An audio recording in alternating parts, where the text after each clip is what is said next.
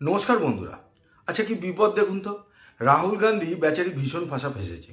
একে তো বিজেপি সবসময় পিছনে লেগে থাকে যে ইন্টারভিউ দিতে গেলে ভুলে যায়, নাকি কেউ শিখিয়ে দেয় সেইটুকুই বলে আসতে পারে। তার বাইরে থেকে, সিলেবাসের বাইরে থেকে যদি কোনো কোশ্চেন পড়ে সেটা আর রাহুল উত্তর দিতে পারে না। আচ্ছা, এইবারে বিজেপির সাথে সাথে কোর্টও পিছনে পড়ে গেছে। একদিকে কংগ্রেস পার্টি তাদের রাতের ঘুম উড়েছে, আর উল্টো দিকে ইন্ডিয়া জোটের যে সমস্ত রাজনৈতিক দলগুলো আছে তারাও বিপদে পড়েছে। আদৌ তারা বিপদে পড়েছে কিনা সেটা অবশ্য একটু ভেবে দেখতে হবে। তার কারণ রাহুল যদি বিরোধী দলনেতার পদ থেকে সরে যায় তাহলে নেতা নেত্রীদের লাইন কিন্তু লেগেই থাকবে। তার কারণ সবাই গুটি হয়তো সাজানো শুরু করে দিয়েছে যে যদি আগামী দিনে বিরোধী দলনেতার পদ রাহুল খোয়ায় তাহলে কে তার পরের উত্তরসূরি হবে। আসলে সোমবার এলাহাবাদ হাইকোর্ট একটা ডিসিশন দিয়েছে। আগামী 19শে ডিসেম্বরের মধ্যে মিনিস্ট্রি অফ হোম অ্যাফেয়ার্সকে, মানে যার প্রধান অমিত শাহ, খুশি তো হবেনি, তাদেরকে রিপোর্ট দিতে বলেছে, ফাইনাল রিপোর্ট রাহুল গান্ধীর ডুয়েল সিটিজেনশিপ নিয়ে, যেটা অনেকদিন আগে থেকেই একটা বিতর্কের কেন্দ্রবিন্দুতে ছিল। আসলে বেশ কিছুদিন আগে এক ভদ্রলোক, যিনি এলাহাবাদ হাইকোর্টে একটা মামলা দায়ের করে, আর সেই মামলার পরিপ্রেক্ষিতেই এলাহাবাদ হাইকোর্ট এই সিদ্ধান্ত দিয়েছে। রাহুল গান্ধীর এই যে সর্বনাশটি করলেন সেই ভদ্রলোক হলেন ভিঘ্নেশ শিশির। ইনি একজন কর্ণাটকের বাসিন্দা, অ্যাডভোকেট এবং বিজেপি কর্মী। ইনি পিটিশন দিয়েছিলেন যে রাহুল গান্ধীর ডুয়েল সিটিজেনশিপ নিয়ে একটা সিবিআই তদন্ত করা হোক। এবারে কেউ একজন গিয়ে কোর্টে মামলা করলো আর তাইতে কোর্ট ঝাঁপিয়ে পড়লো রাহুলের পেছনে, সেটা তো হতে পারে না। নিশ্চয়ই এর পেছনে অন্য কোনো গল্পও আছে। মানে কোর্টের কাছে কিছু তো ভ্যালিড ডকুমেন্ট আছে যার ভিত্তিতে কোর্ট এই রায় দিয়েছে। এইবারে গল্প হলো যে এই ভদ্রলোক দাবি করেছেন, মানে ভিঘ্নেশ শিশির, তিনি দাবি করেছেন যে বেশ কিছুদিন আগে আর একজন ভদ্রলোক, তার নাম VSS শর্মা, তিনি 2022 সালে ইউকে গভর্নমেন্টকে একটা মেল করে জানতে চান যে রাহুল গান্ধী ব্রিটিশ সিটিজেনশিপ আছে কিনা।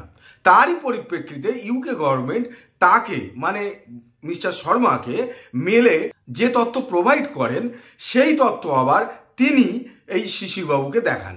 যদিও এই বিষয়টা কনফিডেন্সিয়াল, সেই কারণে সেই তথ্য শিশিরবাবু বাইরে আনছেন না, কিন্তু তার দাবি যে তিনি মেলে যে তথ্য পেয়েছেন সেখান থেকে এটা বুঝতে কোনো অসুবিধা থাকে না, বা তা কোনো সন্দেহই থাকে না যে রাহুল গান্ধী যেমন ইন্ডিয়ার সিটিজেনশিপ আছে সেরকম ব্রিটেনেরও সিটিজেনশিপ আছে। ইউকে গভর্নমেন্ট যদিও এই বিষয় সংক্রান্ত পুরো তথ্য দেয়নি, তার কারণ পার্সোনাল ডাটা প্রোটেকশন অ্যাক্ট 2018 অনুযায়ী ইউকের গভর্নমেন্ট কোনো মানুষের ব্যক্তিগত ডাটা জনসমক্ষে আনতে পারে না। কিন্তু এই ডাটা জনসমক্ষে আসতে পারে যদি রাহুল গান্ধী, তিনি যে ব্রিটিশ সিটিজেনশিপ নেননি, তার জন্য যদি তিনি লিখিত পারমিশন দেন ইউকের গভর্নমেন্টের কাছে, তাহলে ইউকে গভর্নমেন্ট এই সংক্রান্ত তথ্য জনসমক্ষে দিয়ে দিতে পারে। এবারে গল্প হলো যে আমাদের দেশে কি এরকম কোনো নিয়ম আছে যে যদি ইন্ডিয়ার সিটিজেনশিপ হয় তাহলে অন্য কোনো দেশের সিটিজেনশিপ নেওয়া যাবে না? হ্যাঁ, সেটা আছে। আমাদের দেশের সংবিধানের 9 নম্বর আর্টিকেলে এটা বলা আছে যে যদি বিদেশে কোনো সিটিজেনশিপ নিয়ে থাকে তাহলে আমাদের দেশে তাকে সিটিজেনশিপ দেওয়া হবে না। অর্থাৎ আমাদের দেশের সিটিজেনশিপ আবার বিদেশের অন্য কোনো দেশেরও সিটিজেনশিপ, এই দুটো একসঙ্গে চলতে পারে না।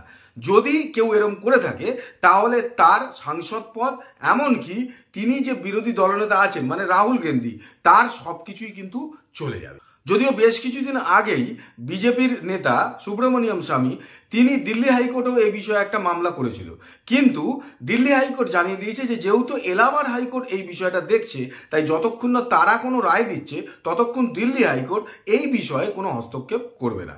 এখন আমাদের এটাই দেখতে হবে যে আগামী দিনে, মানে আর কয়েকদিন বাদেই 19শে ডিসেম্বর যে রিপোর্ট হোম মিনিস্ট্রিকে দিতে বলেছে এলাহাবাদ হাইকোর্ট, এলাহাবাদ হাইকোর্টে যে শুনানি পর্ব চলবে তাতে আলটিমেট রাহুল গান্ধীর আগামী দিনের কি ভাগ্য নির্ধারণ হয় সেই দিকেই আমাদের সবাইকে তাকিয়ে থাকতে হবে। কিন্তু যেটুকু মনে হচ্ছে যে রাহুল গান্ধী এই মুহূর্তে ভীষণই চাপে পড়ে গেছে। সবাই অন্য যখন ইন্টারভিউ বা এরকম কিছু হয় তখন শিখিয়ে পুড়িয়ে পাঠায়। আচ্ছা, এইটাকেও শিখিয়ে দেয় নাকি যে আমাদের দেশের সংবিধান অনুযায়ী এই দেশের নাগরিক থাকা সত্ত্বেও অন্য কোনো দেশের নাগরিকত্ব নেওয়া যায় না? নাকি ইচ্ছে করেই তাকে এটা শেখানো হয়নি? কারণ কংগ্রেসের মধ্যে কিন্তু আবার অনেকে চান যে রাহুল গান্ধীকে পদ থেকে সরিয়ে দেওয়া হোক। গান্ধী ফ্যামিলির কেন সবসময় কেউ নেতা বা নেত্রী হবে? অন্য কেউ হোক, ফলে যারা এই অন্য কেউয়ের দলে আছে তারা যে এখানে আবার কোনো খেলা খেলেনি সেটাই বা কে জানে। আপাতত আমাদেরকে ওয়েট করতে হবে 19 তারিখের জন্য, মানে 19শে ডিসেম্বর অবধি, যে সেই দিন এলাহাবাদ হাইকোর্ট কী রায় দেয়। যদি আজকের ভিডিওটি ভালো লেগে থাকে তাহলে লাইক করবেন, সাবস্ক্রাইব করবেন, শেয়ার করবেন। আর যদি চান সবার আগে আমার ভিডিও আপনার কাছে পৌঁছে যাক তাহলে বেল আইকনটা প্রেস করতে ভুলবেন না। দেখা হচ্ছে পরের ভিডিওতে নতুন কাহিনীর সঙ্গে। আজকের মতো বিদায় নিচ্ছি, ভালো থাকবেন, নমস্কার।